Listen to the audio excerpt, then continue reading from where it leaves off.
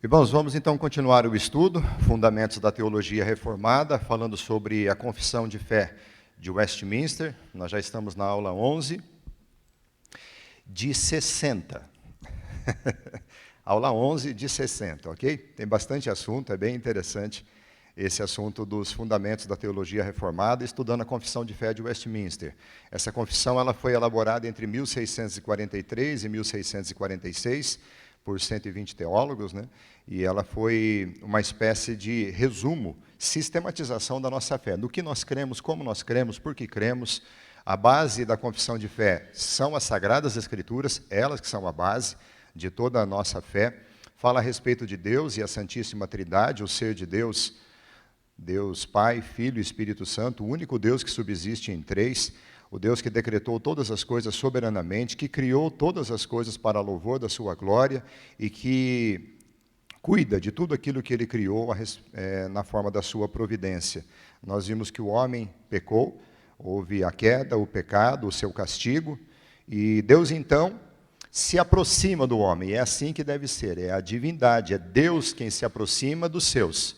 Não é o homem que consegue chegar até Deus do tipo assim, Senhor, vem cá, quero falar contigo, ou quero me aproximar de ti. Não, é sempre Deus quem vai em direção do homem, e nós vimos na lição passada a respeito do pacto de Deus com o homem, e agora como que isso se realiza, porque Deus envia Cristo, Deus envia o seu Filho para realizar essa mediação. Então serão duas lições, a primeira de hoje é sobre Cristo e sua missão, e a próxima lição, hoje é mais o ser de Cristo, melhor dizendo, e no próximo domingo mais a missão, o que realmente Cristo fez. E isso é muito interessante a gente conhecer, a gente saber falar a respeito da nossa fé, no que nós cremos.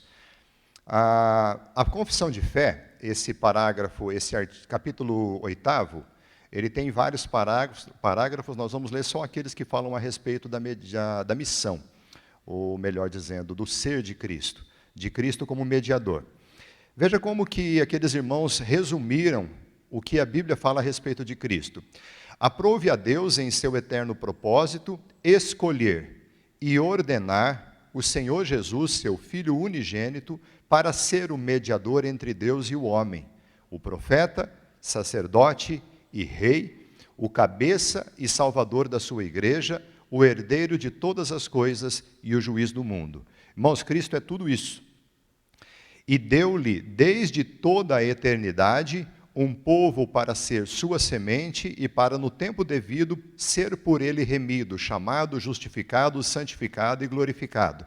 Quando ele diz assim, e deu-lhe desde toda a eternidade, é porque Cristo é apresentado como Cordeiro morto desde a fundação do mundo. Ou Pedro vai dizer que nós somos redimidos pelo precioso sangue de Jesus, como Cordeiro sem mácula, antes da fundação do mundo. Então tudo isso tem a ver com o propósito eterno de Deus e soberano, e a confissão de fé começa a apresentar a Cristo aqui. No parágrafo 2º diz assim, o Filho de Deus, a segunda pessoa da Trindade, sendo verdadeiro e eterno Deus, da mesma substância do Pai e igual a Ele, quando chegou o cumprimento do tempo, tomou sobre si a natureza humana com todas as suas propriedades essenciais e enfermidades comuns, contudo sem pecado, sendo concebido pelo poder do Espírito Santo no ventre da Virgem Maria e da substância dela, substância humana dela. As duas naturezas inteiras, perfeitas e distintas, a divindade e a humanidade, foram inseparavelmente unidas em uma só pessoa, sem conversão, composição ou confusão. Essa pessoa é verdadeiro Deus e verdadeiro homem, porém um só, Cristo, o único mediador entre Deus e os homens. Essa é uma dificuldade que a gente vai ter para compreender e assimilar esse conceito, porque você já deve ter escutado falar que Jesus Cristo é 100% homem e 100% Deus. Mas se ele estivesse aqui, fisicamente, corporalmente, como ele esteve há 2000 anos atrás, a gente olharia para ele, a gente poderia chegar e falar assim, dá licença, eu quero falar com Deus agora. Ou então, agora eu quero falar com Cristo, quero falar com o Filho, quero falar com o homem. A gente não entende isso porque nós não temos nenhum outro exemplo, nada que se compare. Como que você vai comparar um Deus eterno, que é um único Deus que subsiste em três pessoas da mesma essência? Você não tem parâmetro para comparar. Você poderia dizer assim, eu poderia comparar com a luz, né, com o Sol sendo um astro, o Sol que ilumina e o Sol que aquece. Não serve essa comparação, porque o Sol é um só. E a Bíblia diz que são três, que subsistem em um só. Então você não tem essa comparação. E quando você traz para a questão de Jesus, você pode até entender assim, mas por que essa importância de ter essa distinção de que Jesus era divino, Deus, e homem? Porque tem sentido, tem necessidade de que ele fosse homem, e tem necessidade que ele fosse Deus, do ponto de vista, quando você compreende as Escrituras, você percebe que se ele não for Deus, ele não resolve o problema do pecado contra um Deus eterno. Se ele não for homem, ele não nos representou. A Bíblia, ela não tem essa preocupação de explicar dessa forma que eu expliquei, ela simplesmente explica. Simplesmente apresenta Jesus como homem e simplesmente, entre aspas, apresenta Jesus como Deus. O que a confissão de fé faz é resumir, é sintetizar esse pensamento, reconhecendo isso. Daí eu já não sei se você chegou a essa conclusão lendo a sua Bíblia. Lendo a sua Bíblia e vendo algumas coisas, por exemplo, como Jesus recebendo adoração e Jesus sangrando numa cruz. A tua cabeça nunca deu um nó assim, você fala, como que é esse ser? E essa confissão, ela vai apresentar essa natureza de Cristo, o ser de Cristo, e apresentar da forma que a Bíblia apresenta, como a Bíblia apresenta, por exemplo, soberania de Deus e responsabilidade humana com a maior naturalidade. Eles não ficam preocupados em dizer assim, Deus é soberano, entretanto o homem é responsável, ou o homem é responsável, entretanto Deus é soberano. A Bíblia não tem essa preocupação, pode reparar. Tem muitas coisas que a Bíblia não tem preocupação, por exemplo, explicar a origem de todas as coisas. Ela já começa de sola, no princípio criou Deus os céus e a terra, pronto. É assim que Moisés vai apresentar para a nação de Israel. E essa questão da natureza de Cristo, ela é importante porque ela tem base para a nossa salvação e ela tem base para a defesa contra heresias que surgem no meio cristão. A gente vai falar sobre elas no final. O parágrafo 3, só lembrando, irmãos, a gente conduz a aula, daí no final abre para perguntas, tá? O Senhor Jesus, em sua natureza humana, unida à divina, foi santificado e sem medida ungido com o Espírito Santo, tendo em si todos os tesouros de sabedoria e ciência. Aprove ao Pai que nele habitasse toda a plenitude, a fim de que, sendo santo, inocente, incontaminado e cheio de graça e verdade, estivesse perfeitamente preparado para exercer o ofício de mediador e fiador. Este ofício ele não tomou para si, mas para ele foi chamado pelo Pai, que lhe pôs nas mãos todo o poder e todo o juízo e lhe ordenou que os exercesse. Você vai ver em João 3,16 que Deus amou o mundo de tal maneira que ele envia o seu Filho. Ele envia o seu Filho. E Jesus diz, eu vim em obediência ao Pai. Mas você percebe Jesus dizendo que ele faz isso voluntariamente.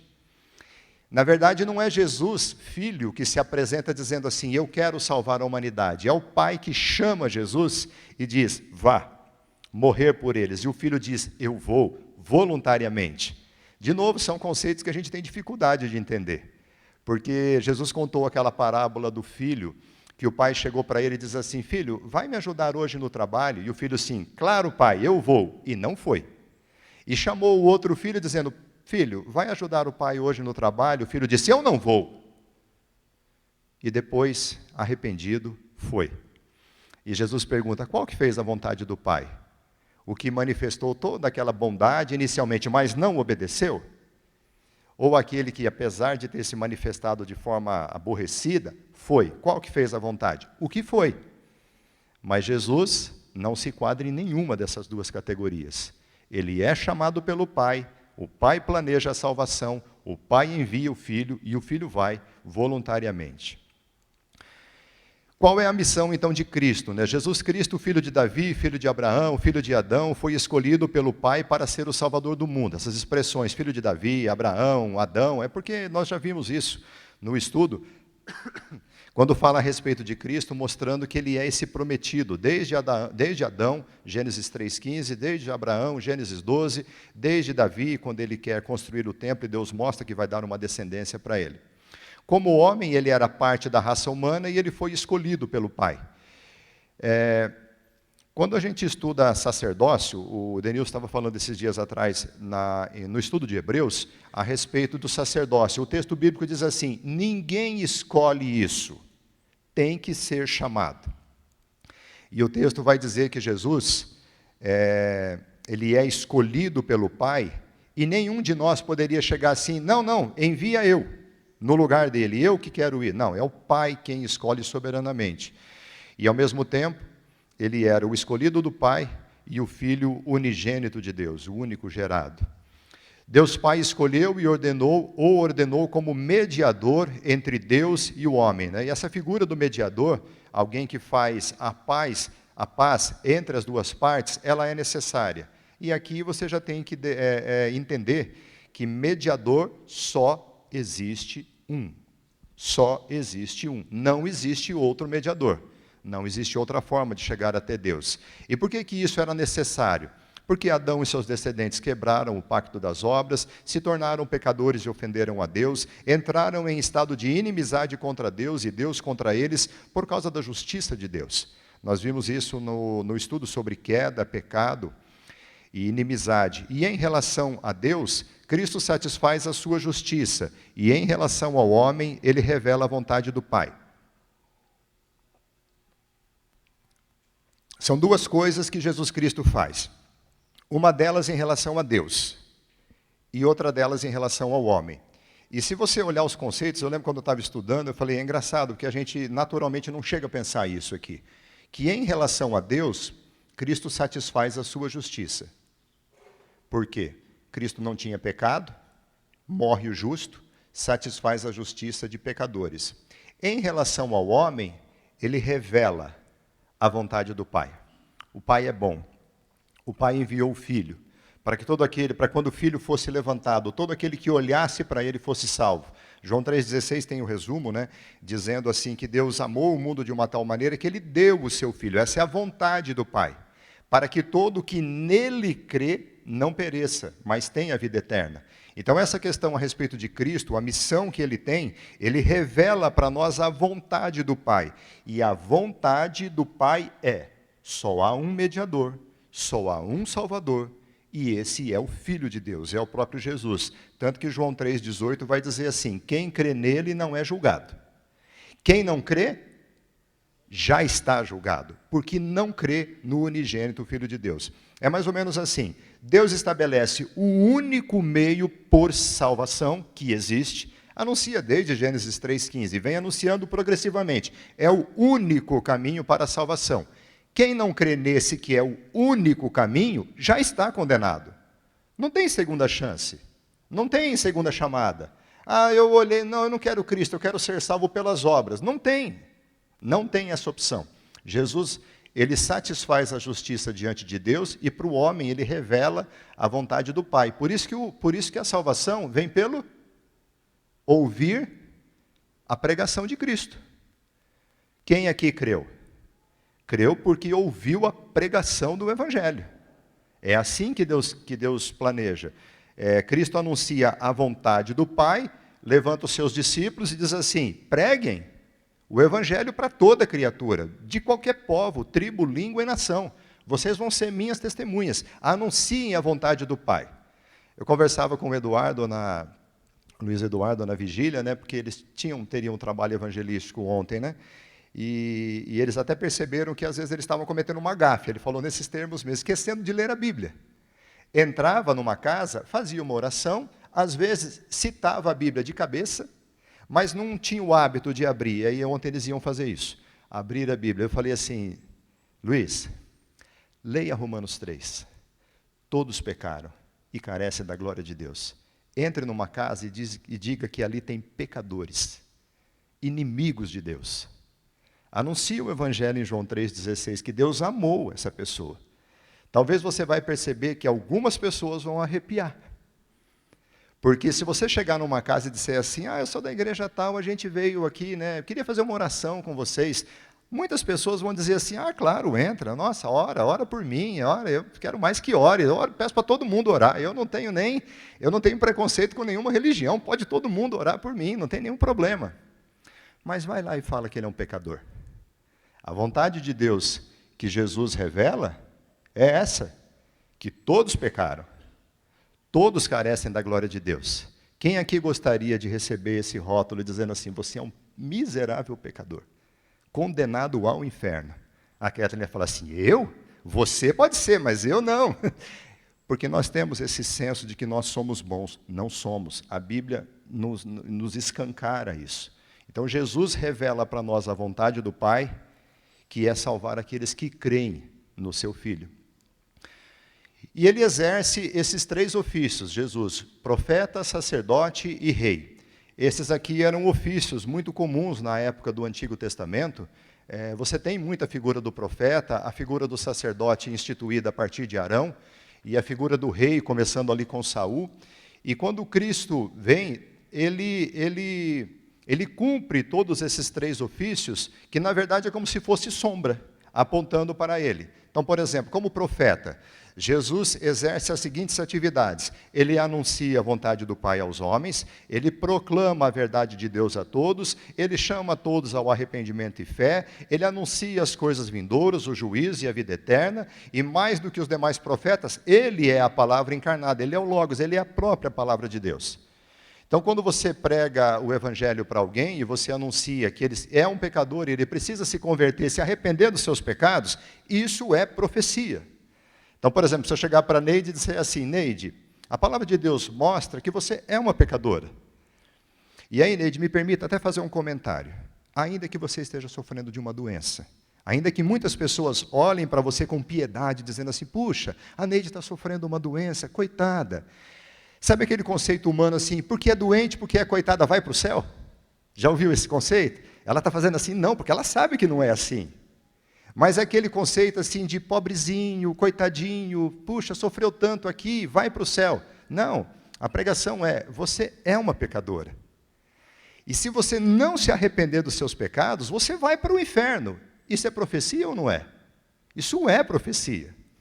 Eu estava me lembrando esses dias atrás, né, com o falecimento recente do pastor Moisés, ele, naquela época, tinha uma moçada nova, eu lembro da Patrícia, filha do Fizinho da Elisa, evangelizando assim nas casas, mesma foi, entregando folheto, convidando para culto, e uma pessoa disse assim para ela, fala para o seu pastor, que se ele não se arrepender, ele vai para o inferno. Era pessoal de uma outra religião que achava que só a religião dele salvava.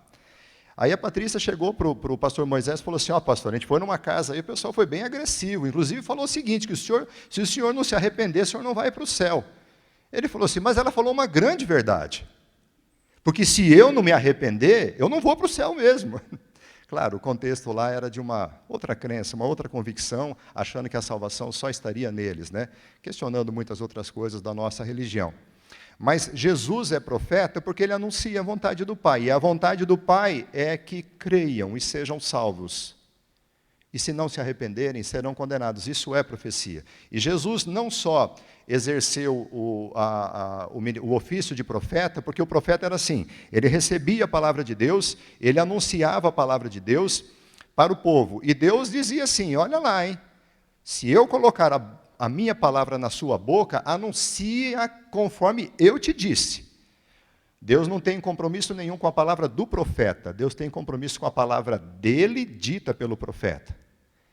E Jesus Cristo não só traz essa palavra, como ele é a própria palavra. É nesse sentido que eu queria ilustrar que os profetas, eles eram como que símbolos que apontavam para Cristo, o verdadeiro profeta.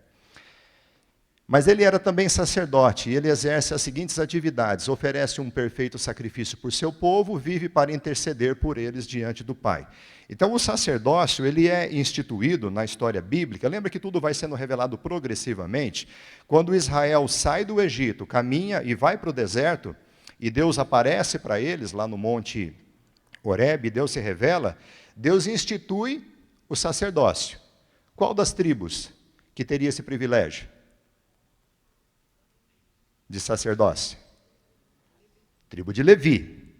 Quem eram os dois representantes que estavam ali da tribo de Levi? Moisés e Arão. Mas Moisés não vai exercer o sacerdócio. Quem vai exercer o sacerdócio? Arão. E aquele sacerdócio de Arão era para representar o povo. Então, por exemplo, se tivesse cometido pecados, oferecia um animal, o sacrifício, o sacerdote recebia um animal, oferecia o sacrifício e apresentava a Deus. O sacerdote era esse, que ele oferecia um sacrifício pelo seu povo. O que Jesus faz é exercer o perfeito sacrifício, porque ele não sacrifica animais. Quem é que morre no sacrifício de Cristo? Ele mesmo, o justo. E ele vive para interceder por eles diante do Pai. O sacerdote, o sumo sacerdote, ele entrava no Santo dos Santos, na presença de Deus, onde tinha a Arca da Aliança e tudo mais, e ele ali representava o povo diante de Deus. E Deus fazia questão de dizer assim, a Arca da Aliança, o que tinha dentro dela? As tábuas da lei, uma porção do maná e a vara de Arão que floresceu. Ela tinha uma tampa onde tinham 2 anjos, os 2 querubins, que era chamado propiciatório, e era sobre ele que era oferecido o sangue daquele animal. E dizia o texto que era acima dos querubins que Deus habitava. Então, quando o sumo sacerdote chegava ali, ele chegava à presença de Deus. Ali ele intercedia pelo povo, quando ele oferecia aquele sangue, para remissão de pecados, para propiciação, que era propor o favor de Deus para todos. O que Cristo faz? Ele está lá, não num tabernáculo, não em cima de uma arca, mas assentado diante de Deus, à destra de Deus, e intercede por nós. E o último ofício era rei, ele é cabeça, herdeiro e juiz. Como rei, Jesus Cristo também é o cabeça e salvador da sua igreja, ele governa a igreja pelo Espírito, ele usa os ofícios que colocou como pastores e mestres. Se você ler Efésios 4, vai ver que esse ofício de pastores e mestres começa assim, apóstolos, profetas, evangelistas, pastores e mestres. E essa ideia de Efésios 4, quando apresenta esses dons que Cristo dá à igreja, tem uma finalidade. Quem que lembra qual que é a necessidade de ter pastores e mestres? Para aperfeiçoamento dos santos. O aperfeiçoamento seu, meu, se dá pelo ensino da palavra. Foi por isso que o Espírito deu esse dom.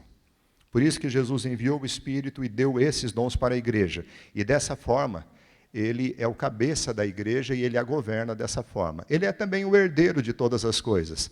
Ele haverá de herdar o mundo e ser o povo remido, tudo existe para ele. A gente não vai ler Colossenses, mas fala que ele é o primogênito de toda a criação. Você fala assim, ele é o primogênito, ele é o primeiro que foi criado? Não, o sentido de primogênito ali, ele é o que tem o direito da primogenitura, o dono, o herdeiro de todas as coisas. Lembra quando Esaú foi chamado na Bíblia de profano? Porque ele trocou o seu direito de primogenitura por um ensopado de lentilhas? Ele é chamado na Bíblia de profano, porque ele não valorizou isso. A primogenitura, ela tinha esse privilégio de receber as bênçãos. E Jesus é o herdeiro de todas as coisas. E também ele é o juiz do mundo. Ele haverá de julgar os anjos caídos, ele haverá de julgar os homens. Então, a missão de Cristo como rei envolve ser o cabeça da igreja, o herdeiro de todas as coisas e o juiz do mundo. Qual é a recompensa que Cristo vai ter? A sua igreja. O povo que lhe foi dado por Deus desde a eternidade, os eleitos. Povo que seria chamado, remido, justificado, santificado, glorificado por Cristo, mediante o Espírito. Se você observar o que está dito na confissão de fé, ele vai dizer que isso aqui, remido, justificado, santificado, glorificado, tem um momento que vai acontecer. Tipo assim, o Aldenir, presbítero Aldenir, é um crente em Cristo, um eleito de Deus. Mas Cristo morreu por ele quando? Desde a fundação do mundo. Ele já era conhecido por Deus. Deus já o conhecia. Deus o chamou pela pregação do Evangelho. Usou a Elisa, bem dizer, para que ele, namorado dela, viesse numa escola dominical. Era namorado ainda? Ou já era casado? Namorado. Veio numa escola dominical, ouviu a explicação da palavra de Deus e se interessou. Legal, eles estão explicando a palavra de Deus, a Bíblia. E começou a vir mais vezes. Diz o presbítero Aldenir que não sabe o dia que se converteu. Mas começa ali. Porque Deus chama através da pregação do Evangelho. Ele primeiro predestina. Conhece, predestina, daí ele chama pela pregação da palavra. O presbítero Aldenir crê, não era nem presbítero ainda, né? Era só fizinho na época, né? É justificado por Cristo, está sendo santificado até o último dia da sua vida e será glorificado um dia na eternidade, mediante o Espírito. Mas Cristo morreu por ele quando? Antes da fundação do mundo, por você. Então a confissão de fé ela diz assim, no tempo oportuno Deus vai chamar. E isso é tão interessante porque isso anima a gente a pregar o Evangelho. Anima você ir num bairro pregar o Evangelho, anima você dar testemunho na sua família, testemunho no seu trabalho, porque no momento oportuno Deus vai chamar todos os seus filhos, todos os seus eleitos. Vamos ver alguns textos, né? 1 Pedro, capítulo 1, de 18 a 20, diz, sabendo que não foi mediante coisas corruptíveis como prata ou ouro, que fostes resgatados do vosso fútil procedimento que vossos pais vos legaram, mas pelo precioso sangue, como de cordeiro, sem defeito e sem mácula, o sangue de Cristo, conhecido com efeito quando? Antes da fundação do mundo, porém manifestado no fim dos tempos por amor de vós. É a mesma coisa, irmãos, a gente precisa sempre aplicar esses textos a nós. Por exemplo, o que me faz crer que eu sou um filho de Deus? O que me faz crer que eu sou aceito diante de Deus? O comum para nós é imaginar que são nossos méritos. É comum para nós, isso vem de fábrica. Isso vem de fábrica. A gente acostuma ser meritório, que a gente mereça alguma coisa, né? Mas quando você reconhece que você foi comprado, e não foi por coisas corruptíveis, como prata ou ouro, que perecem, perdem valor, mas você foi comprado como um precioso sangue. E veja como é que Pedro trata isso. Você foi comprado como precioso sangue, como de cordeiro sem defeito e sem mácula. Lembra quando a gente diz assim, quando Moisés, antes da 10ª praga, é orientado por Deus a matar um cordeiro perfeito e tal, de 1 ano, com essas e tais condições, e o sangue dele deveria ser marcado, um cordeiro perfeito, os discípulos entenderam exatamente isso, que Cristo era esse, como de cordeiro sem defeito e sem mácula. E ele diz, o sangue de Cristo. Porque às vezes a gente fala assim, né, que Jesus era o cordeiro lá anunciado e tal. Qual é o texto que diz isso? Mais claro que esse eu acho que não tem. Que mostra que ele é o cordeiro, conhecido antes da fundação do mundo, manifestado agora no fim dos tempos. Quando que começa o fim dos tempos? Começou quando Cristo veio. Já estamos no fim dos tempos, né? Manifestado agora, e que nem eu estava pegando o exemplo do presbítero Aldenir, no dia que ele ouviu. No dia que você ouviu, no dia que você creu, no dia que o Evangelho fez sentido para você, no dia que seus ouvidos foram abertos, seus olhos foram desvendados, e fez todo o sentido olhar para Cristo e ter o conhecimento da glória de Deus na face de Cristo. Uma ação do Espírito Santo, assim, ó, haja luz, e você crê. No momento certo, isso se manifesta. Sempre lembrando, por isso que quando a gente vem para louvar e adorar a Deus, a prestar culto, faz todo o sentido que o culto seja cristocêntrico. Porque nós somos remidos por Ele. Nós só podemos chegar à presença de Deus por causa de Cristo. João 3,16, famosíssimo, né? Porque Deus amou o mundo de tal maneira que deu seu Filho unigênito para que todo o que nele crê não pereça, mas tenha vida eterna. 1 Timóteo 2,5, pois porquanto há um só Deus e um só mediador. Irmão, se isso não ficar claro para alguém, eu não sei o que fica. Por que medianeira? Por que intercessão de santos? Por que intercessão de alguém? Só existe um mediador. Só existe um mediador. E agora existe mediador do mediador. Isso é burocracia. Isso não tem na Bíblia. O que Cristo fez para que nós pudéssemos chegar diretamente a Ele, não pode ser trocado por outros atalhos e caminhos. Eu sei que a salvação vem por Deus, mas eu quero ir por aqui, por Cristo. Mas eu quero ir por aqui para poder chegar até Cristo. Com base em quê? Não ofereça fogo estranho diante de Deus. Não tem outro caminho, só tem esse. Mediador entre Deus e os homens. Cristo Jesus, homem. Atos 4,12. não há salvação em nenhum outro, porque debaixo do céu não existe nenhum outro nome dado entre os homens pelo qual importa que sejamos salvos. De novo, se não houver clareza maior que essa, então não tem como. Atos 3, 22, disse, na verdade, Moisés: o Senhor Deus vos suscitará dentre vossos irmãos um profeta semelhante a mim. A ele ouvireis em tudo quanto vos disser. Acontecerá que toda alma que não ouvir a esse profeta será exterminada do meio do povo. Moisés faz essa profecia lá em Deuteronômio. Ele diz assim, vocês vão chegar na terra, não ofereça sacrifício em qualquer lugar, toma cuidado onde você vai oferecer o sacrifício, porque Deus vai dizer aonde você vai oferecer o sacrifício para ser aceito.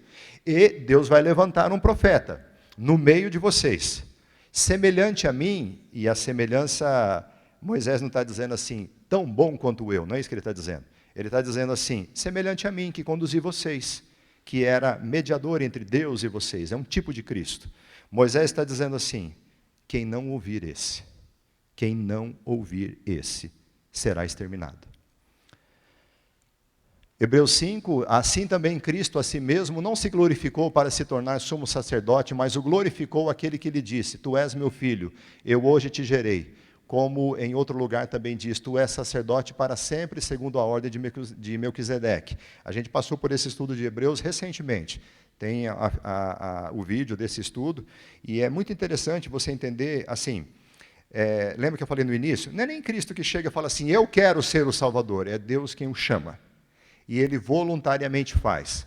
E quando Jesus está no seu ministério, os discípulos ouvem aquela voz, que é profética, que está lá em Salmos, tu és meu filho, eu te gerei para isso, eu hoje te gerei, e tu és sacerdote, porque o autor aos Hebreus está tratando do sacerdócio, informando que o sacerdócio levítico era inferior a esse sacerdócio aqui.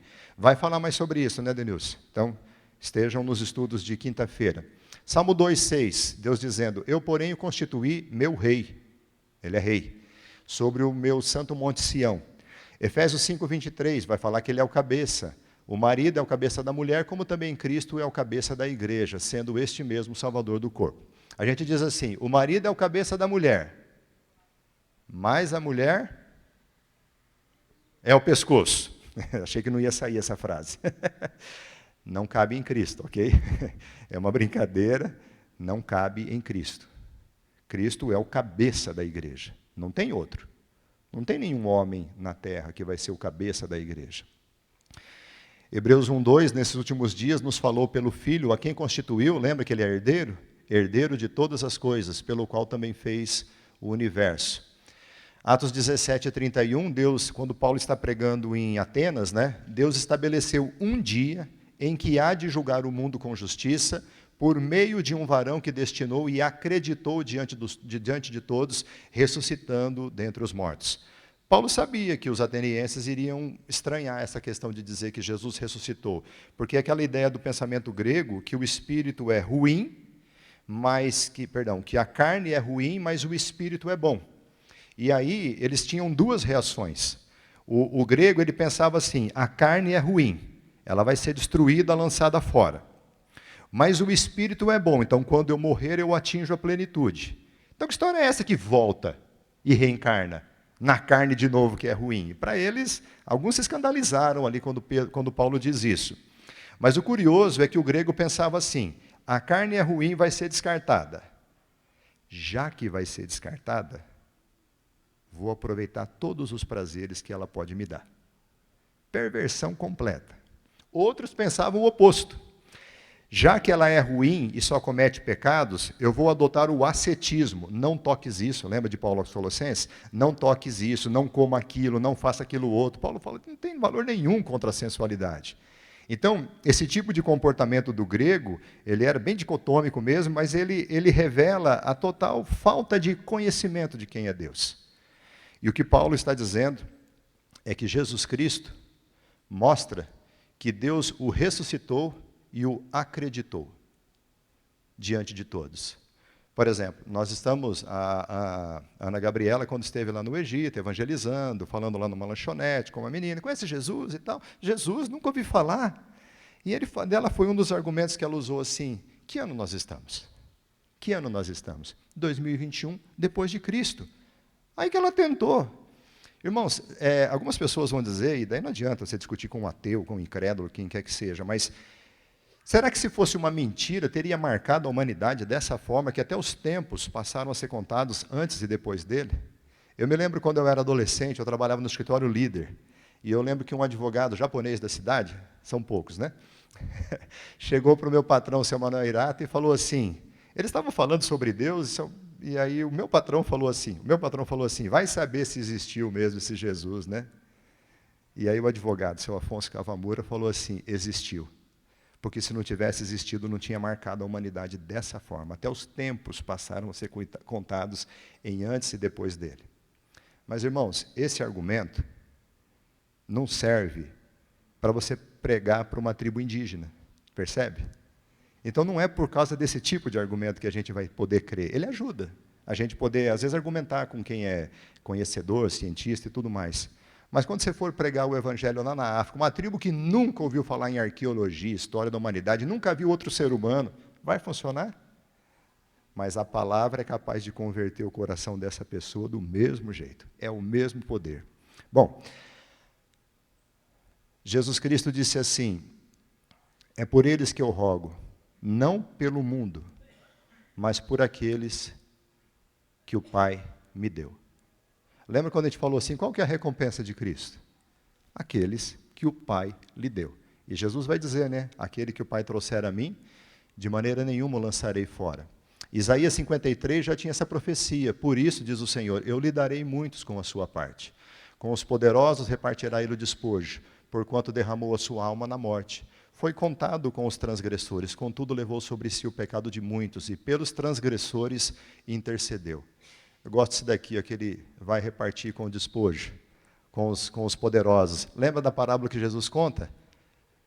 Do valente, que tem todos os seus bens na sua casa bem protegido, aí chega o mais valente que ele, lhe tira a capa, lhe tira a couraça que ele confiava, e pega quem ele quer, ele pega o que ele quer, é assim que ele reparte.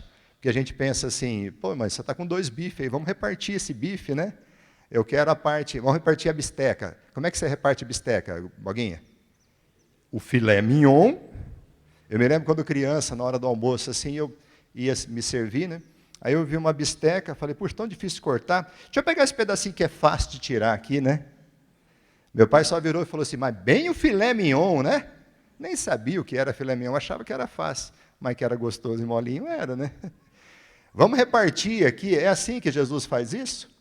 Repartir o despojo com os poderosos? Não, ele arromba as portas do inferno, as pessoas que estão ali condenadas, mortas nos seus delitos e pecados, e pega os seus. Chama, ou se você preferir, chama, com a sua voz. E as ovelhas dizem assim, é o meu pastor, que não é o Dom João, é o meu pastor. As minhas ovelhas ouvem a minha voz e elas me seguem. Eu conheço elas, eu dou a minha vida por elas. É tão bacana, a gente poderia ficar bastante tempo falando sobre isso. A pessoa de Cristo, Jesus Cristo é Deus. Ele é a segunda pessoa da Trindade, é da mesma substância do Pai, igual a Ele, e como tal, Ele existe eternamente. Ele não é um Deus inferior, nem um ser elevado criado por Deus. Por que a gente tem dificuldade de entender isso? Eu me lembro quando jovem, né, falo muito de mim, mas perdoa, mas eu me lembro quando jovem eu percebi assim, peraí, Jesus não nasceu, não passou a existir quando Ele nasceu, ali no Evangelho. Jesus sempre existiu. Isso para mim foi tão bacana quando eu descobri isso. Falei, Ele sempre existiu. Eu já era adolescente, moço, né, quando eu percebi isso. E às vezes a gente tem que ser lembrado dessas coisas, né?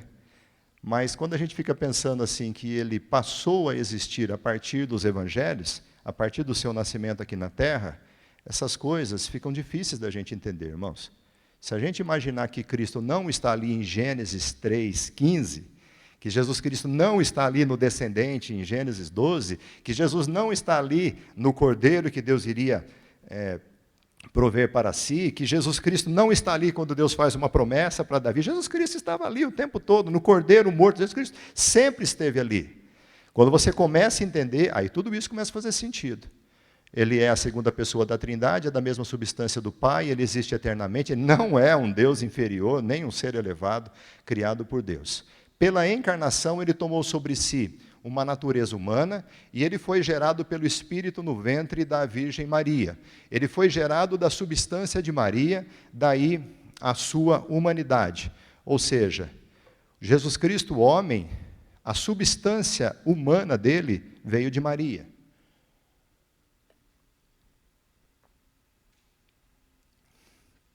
Isso quer dizer que Maria é a mãe de Jesus, homem.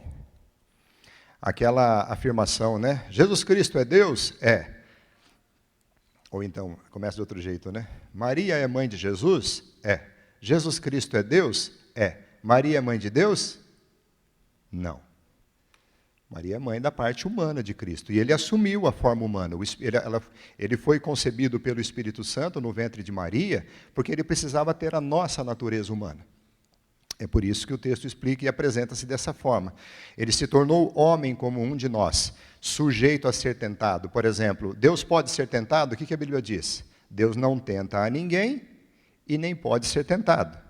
Sabe aqueles filmes assim de Guerra nas Estrelas, que tem aquela nave espacial que tem um escudo, ou qualquer outro personagem que você pensa assim, ele tem um escudo protetor, aí toda arma que vem contra ele evapora no meio do caminho, não chega, não consegue passar o escudo? Você consegue imaginar uma tentação chegando até Deus? A Bíblia diz, Deus não pode ser tentado. Então, Cristo precisava tomar a forma humana, entendeu esse princípio? Ele precisava ser homem para ser tentado.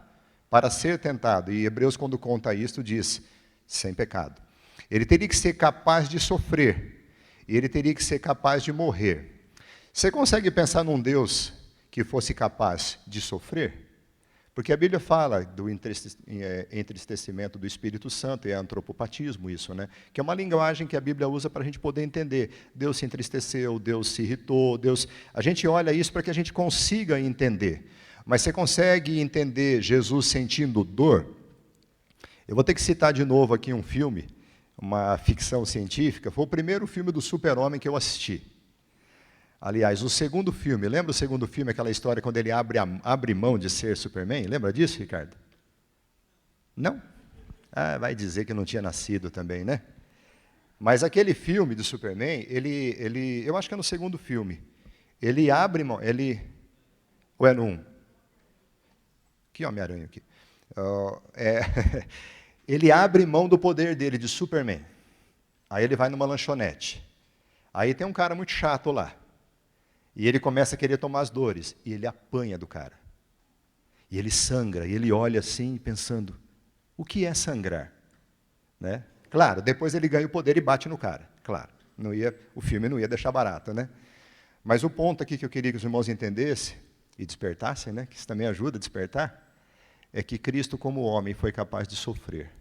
E pior, irmãos, experimentar a morte. Quem aqui já experimentou a morte? Que eu saiba, ninguém. Mas todos nós passaremos por ela. Você consegue imaginar Deus passando por essa experiência de morte?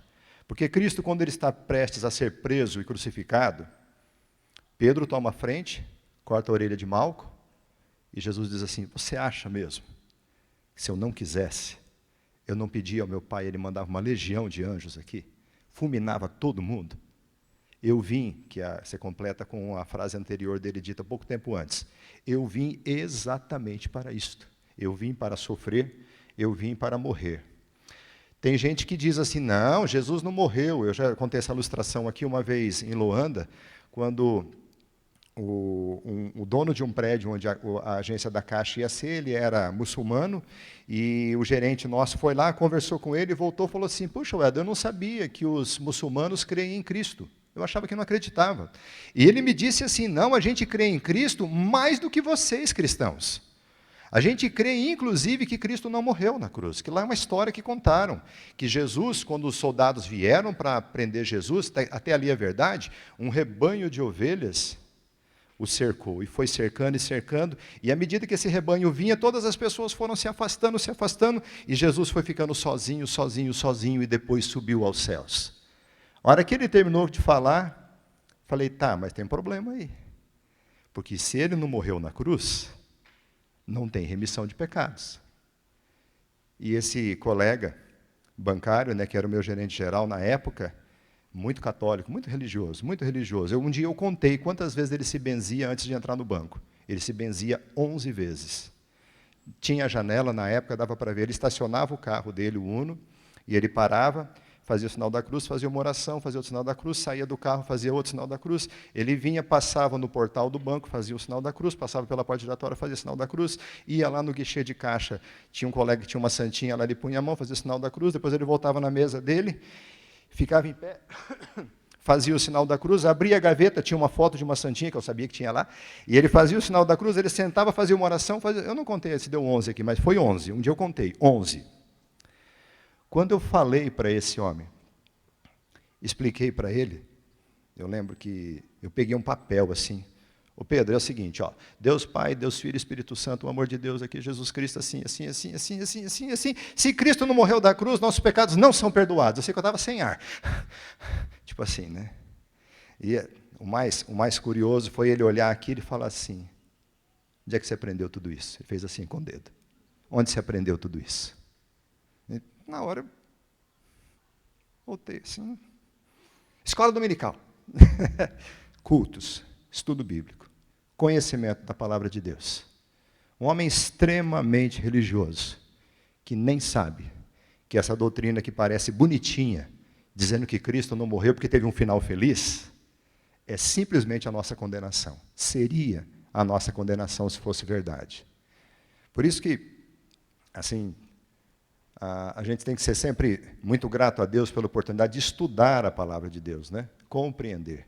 Cristo não tinha pecado e nem podia pecar. Qual era a relação entre essas duas naturezas de Cristo? Elas são duas naturezas distintas, humana e divina, estão inseparavelmente unidas numa só pessoa. Uma natureza não se converte na outra, não se juntam para compor uma outra natureza, não se confundem, não é um híbrido, meio isso, meio aquilo, é 100% homem, 100% Deus. Cristo é verdadeiro Deus e verdadeiro homem, uma única pessoa, um só Cristo, o único mediador entre Deus e os homens. E assim era necessário para que ele pudesse, como homem, nos representar, substituir e morrer por nós, levar a nossa culpa. Como Deus, para vencer o pecado e ressurgir. É assim que a Bíblia apresenta as naturezas de Cristo. João 1,14, o verbo se fez carne, o Logos, né? Habitou entre nós cheio de graça e de verdade, e vimos a sua glória, glória como do unigênito do Pai. E Hebreus 4,15 diz assim, porque não temos sumo sacerdote que não possa compadecer-se das nossas fraquezas. Antes foi ele tentado em todas as coisas, a nossa semelhança, mais pecado. Denilson, quando apresentou esse assunto, lembrou que aqui tem duas negativas, né? Não temos que não possa. Não temos sumo sacerdote que não possa compadecer-se das nossas fraquezas. E a dúvida era, por que o autor usou dessa forma? Aí você aplica a matemática, porque menos com menos dá mais. Duas negativas dá uma afirmativa. Seria o mesmo que dizer assim, nós temos um sumo sacerdote que se compadece das nossas fraquezas. E eu tinha aqui, Denilson, sempre um conceito assim, que ele está dizendo que os sumos sacerdotes talvez não se compadecessem das pessoas, mas nós temos um sumo sacerdote que se compadece. Daí, estudando Hebreus, junto contigo, a gente vê que o sumo sacerdote se compadecia. Por quê? Lembra? Porque ele tinha pecado. Porque o sumo sacerdote, aquele exemplo que eu contei, que ele entrava no Santo dos Santos, oferecia o sacrifício, oferecia o sangue daquele sacrifício em nome de todo o povo, o que ele tinha que fazer antes? Oferecer um sacrifício pelo seu próprio pecado. E aí o Denilson, quando explanou isso ali no estudo de Hebreus, dizia assim, o sacerdote, que é o que está escrito no texto, quando o sacerdote oferecia sacrifício por ele mesmo, ele se lembrava que ele era um pecador. E ele se compadecia daqueles que pecavam também. Mas então, por que o autor vai dizer isso? Não temos sumo sacerdote que não possa compadecer-se das nossas fraquezas.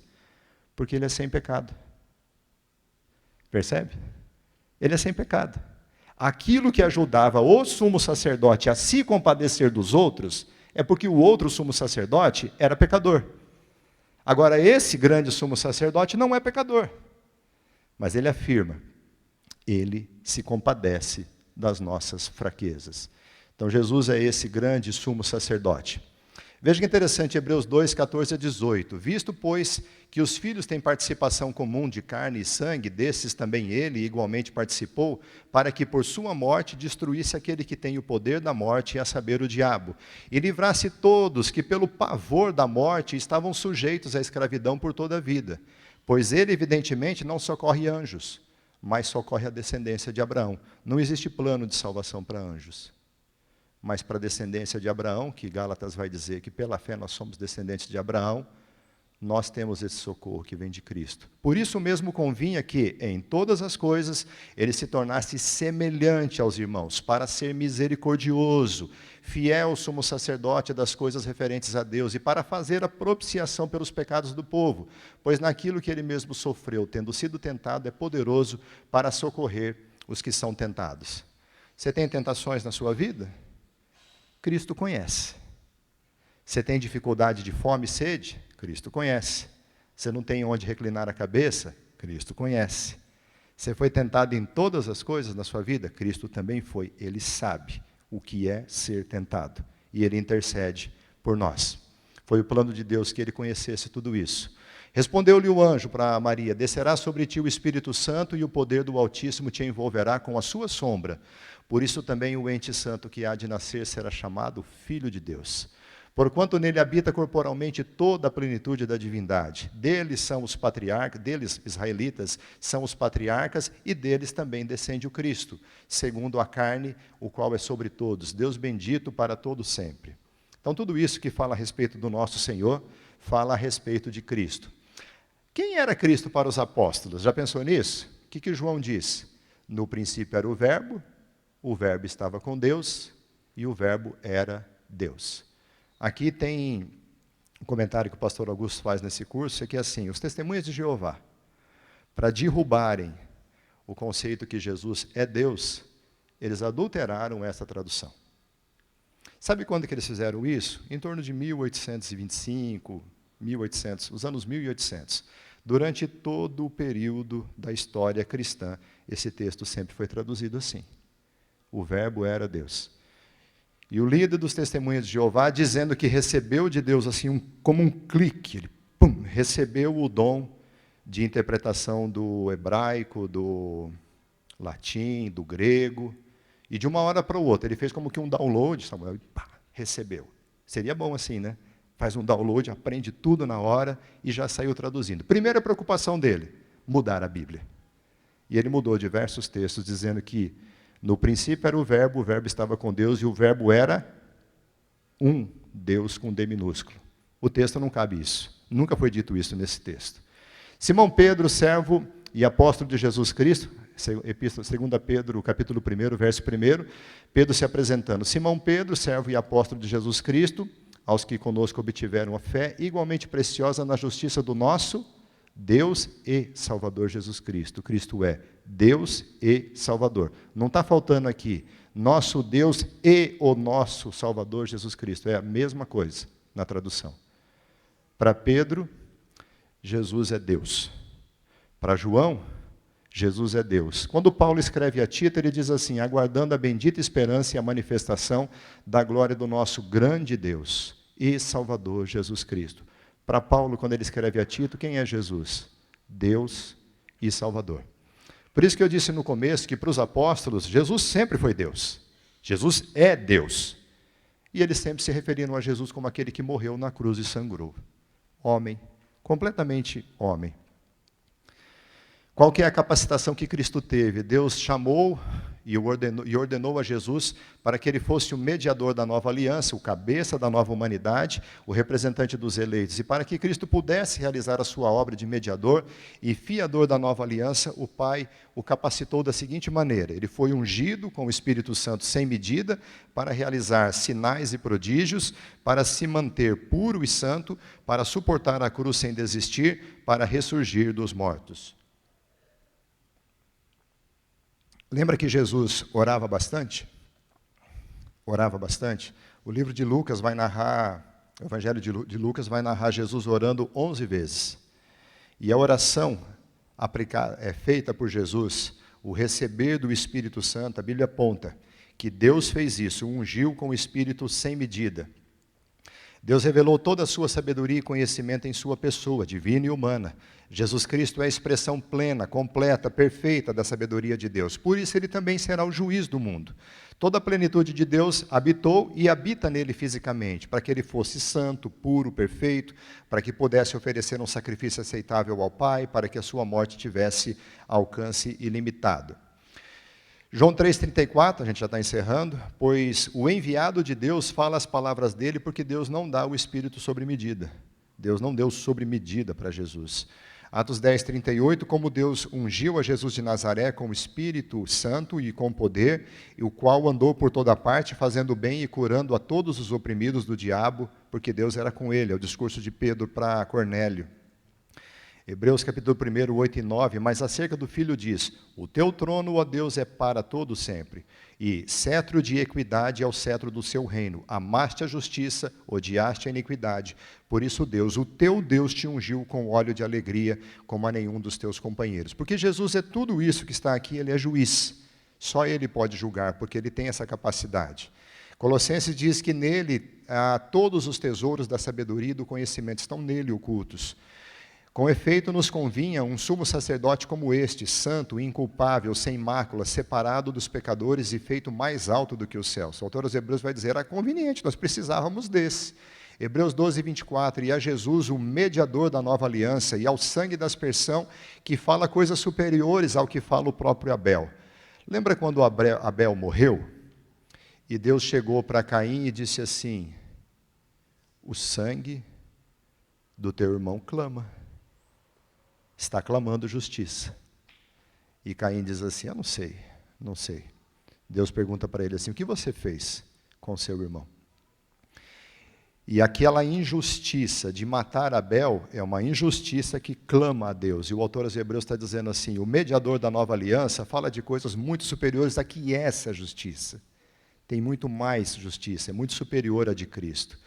E aqui tem dois versículos curiosos, né? O Pai a ninguém julga, mas ao Filho confiou todo o julgamento. João 5, 27, e Jesus diz, ele deu autoridade para julgar, porque é o Filho do homem.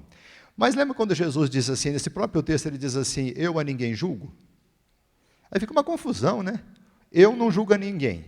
Aí você vai em João 5, 22, e o Pai a ninguém julga. Aí você pinça esses textos assim da Bíblia, não, o Pai não julga ninguém. Jesus diz assim, eu a ninguém julgo. Não, o Filho não julga ninguém, é só entender o contexto. O Pai a ninguém julga, porque ele confiou ao Filho o julgamento. O Filho não julga ninguém, porque ele julga segundo o princípio do Pai. É como se fosse aquela representatividade em que o Pai outorga ao Filho o julgamento, o Filho julga, mas quando o Filho julga, ele está julgando em nome do Pai. Ele tem esse poder. Último slide, quais são as implicações daquilo que a gente viu, né? A gente não pode aceitar que todas as religiões são iguais e levam a Deus. Não tem como. Ecumenismo é impossível para o cristão. E o pastor Ronaldo Lidório, ele tem uma pregação que ele diz assim, que o cristão ele é perseguido não por causa da sua fé. Repare nisso. Não é porque você é cristão que você é perseguido. Você é perseguido pela singularidade, pela exclusividade que a sua fé tem. Você diz assim, que só há um Deus, só há um Espírito Santo, só há uma palavra de Deus que é a verdade, só há um método de ser salvo. A gente não compartilha o cristianismo como sendo uma verdade relativa, do tipo assim, todos os caminhos levam a Deus. A gente não diz isso. É por causa da gente dizer isso, ser exclusivo. Somos chamados de intolerantes, somos chamados de uma série de coisas e o cristianismo é perseguido no mundo, por causa do seu exclusivismo. Tem bastante coisa que poderia ser dita a respeito disso. Também, não podemos aceitar que há outros mediadores, como santos, anjos, Maria. A Bíblia nunca mostrou isso. Não podemos aceitar que o Papa é o cabeça da igreja é Cristo. O texto é muito claro em dizer isso. Não podemos aceitar a salvação pelas obras, que o homem pode chegar até Deus. Toda religião dentro da cristandade que nega a divindade de Cristo é herética, Mormons, Testemunha de Jeová, Espiritismo. Da mesma forma, qualquer religião que diminua os ofícios, como a Igreja Católica Apostólica Romana, ao ensinar o purgatório, que lá você vai purgar, pagar seus pecados para você ser salvo, ou a mediação de santos. Não dá para compartilhar, infelizmente. Ou assim, é a realidade, não é questão de comentar se é felizmente ou infelizmente. Não é a realidade. A realidade é a palavra de Deus, como ela está revelada. Amém? Vamos orar?